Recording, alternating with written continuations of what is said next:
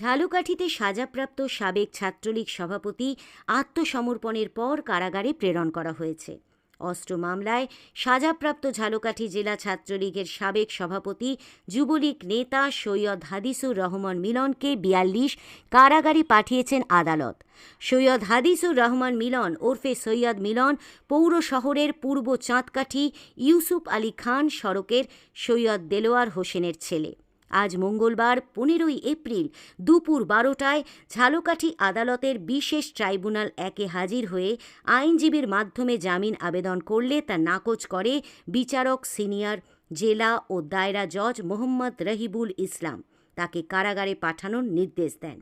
বিষয়টি নিশ্চিত করছেন ঝালকাঠির public prosecutor PP advocate Maheb Hossain. তিনি বলেন, আদালত সুনির্দিষ্ট সাক্ষ্য প্রমাণের ভিত্তিতে আসামিকে সাজা প্রদান করে ন্যায় বিচার নিশ্চিত করেছেন। আজ হাদিসুর রহমান আদালতে হাজির হয়ে জামিন চান। বিচারক আবেদন নামঞ্জুর করে তাকে কারাগারে পাঠানোর নির্দেশ দেন। এর আগে ২০২০ সালে ঝালকাঠি শহরের ডাক্তারপট্টি এলাকায় মিলনের মালিকানাধীন ফ্ল্যাট থেকে একটি দেশীয় তৈরি আগ্নেয়াস্ত্র ও গুলি সহ তাকে আটক করে পুলিশ।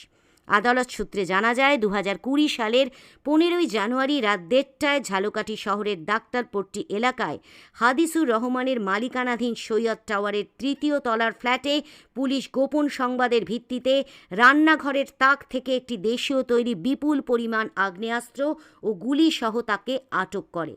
ঘটনার পরের দিন ১৬ই জানুয়ারি ঝালকাঠি সদর থানার উপপরিদর্শক এসআই দেলোয়ার হোসেন অস্ত্র আইনে হাদিসুর রহমানকে আসামি করে একটি মামলা দায়ের করেন।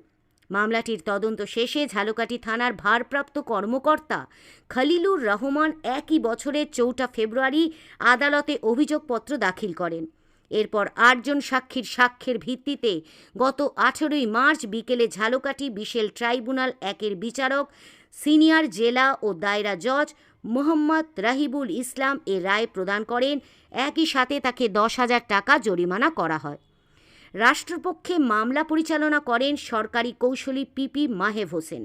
আসামি পক্ষে মামলা পরিচালনা করেন মল্লিক নাসির উদ্দিন কবির। আসামি পক্ষের আইনজীবী মল্লিক নাসির উদ্দিন কবির বলেন, আসামির অনুপস্থিতিতে মামলার রায় দেয়া হয়েছে। আমরা রায়ের বিরুদ্ধে উচ্চ আদালতে আপিল করব।